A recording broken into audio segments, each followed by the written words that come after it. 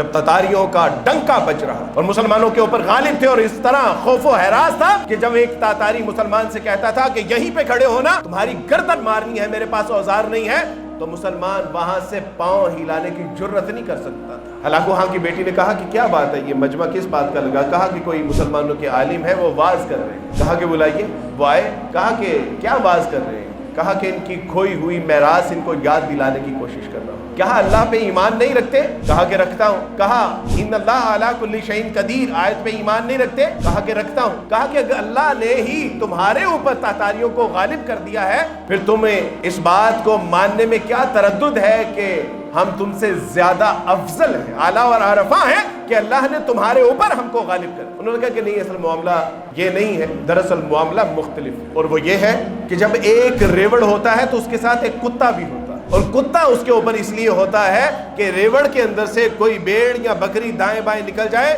تو اس کو ریوڑ کے ساتھ ملاتے ہیں۔ تو اس نے کہا کہ دراصل معاملہ یہ ہے کہ اس وقت مسلمان اپنی صفوں سے نکلے ہوئے، اس وقت مسلمان اپنے رہبر و رہنما سے ناآشنا، اس وقت مسلمان اپنے ریوڑ سے جدا ہو کے دائیں بائیں آگے پیچھے اوپر نیچے ہوئے پڑے ہیں۔ اس لیے اللہ سبحانہ و تعالیٰ نے تاتاریوں کے روپ میں ہم پہ کتے چھوڑے ہوئے ہیں، اور جس دن یہ اپنے ریوڑ کے اندر آگے اپنے فرض سے آشنا ہو گئے، اپنے مالک کو پہچان لیا، اپنے رہنما کو پہچان لیا، تو اس دن یہی تاتاریوں کی گردنیں مارنے کے کام آئیں گے۔ یمن کے اوپر حملے کر رہا ہے، جارڈن کے اوپر حملے ہو رہے ہیں، شام کے اوپر حملے ہو رہے ہیں، افغانستان اور ایران کے اوپر اگر حملے ہو رہے ہیں تو اس کا مطلب ہے کہ اللہ نے یہ کتے ہم پہ چھوڑے ہوئے ہیں کہ اب بھی بندے کے پتر بن جاؤ، اب بھی تمہارے پاس وقت ہے، لوٹ آؤ، توبوا الی اللہ توبۃ نصوحا۔